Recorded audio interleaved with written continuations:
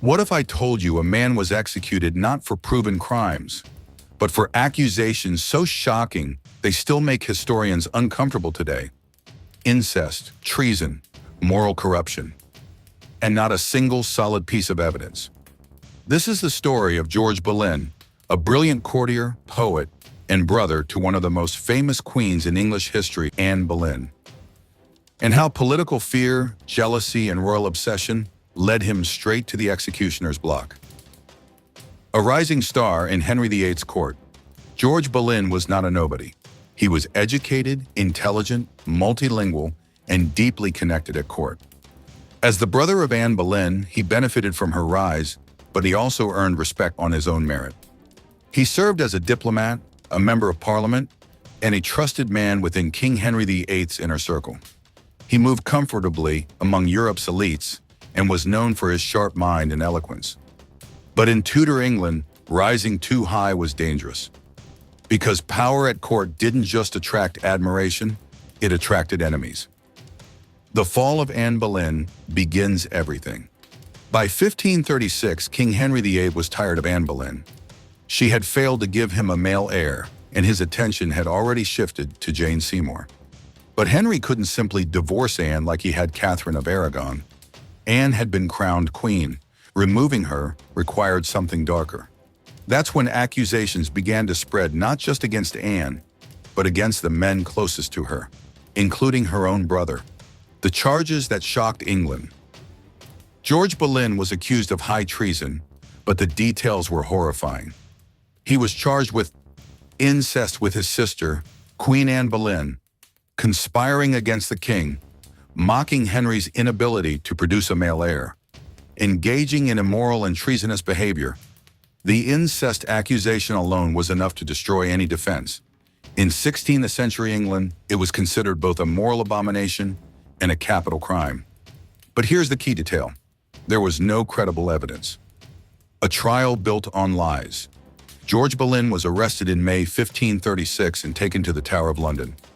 His trial followed quickly, far too quickly for any real investigation. The prosecution relied heavily on hearsay, forced testimonies, contradictory timelines. One witness claimed George committed incest with Anne on dates when records clearly show they were in completely different places. Another accuser was a known enemy of the Boleyn family, yet none of that mattered, because the verdict had already been decided. Why George had to die? George Boleyn wasn't executed because he was guilty. He was executed because he was dangerous. He was intelligent. He was outspoken. And he knew too much.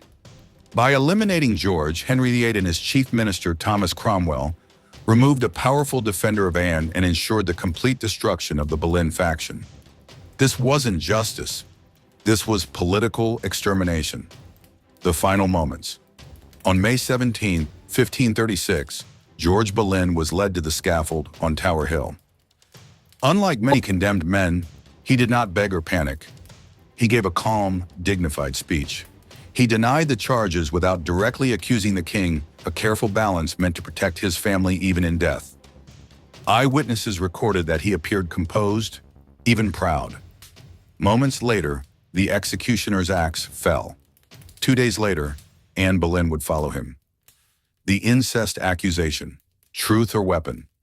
Modern historians overwhelmingly agree that the incest charge was fabricated. There is no credible evidence, no letters, no confessions, no witnesses who weren't compromised.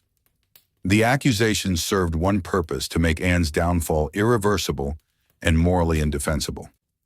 And George was collateral damage. Or perhaps he was the real target. Aftermath and historical judgment. After their deaths, Henry VIII quickly married Jane Seymour. The Boleyn name was erased from favor almost overnight. But history didn't forget. Today, George Boleyn is remembered not as a traitor, but as a victim of one of the most ruthless political purges in English history. A man destroyed by lies, powerful enough to kill. Final thought. George Boleyn's execution reminds us of a chilling truth.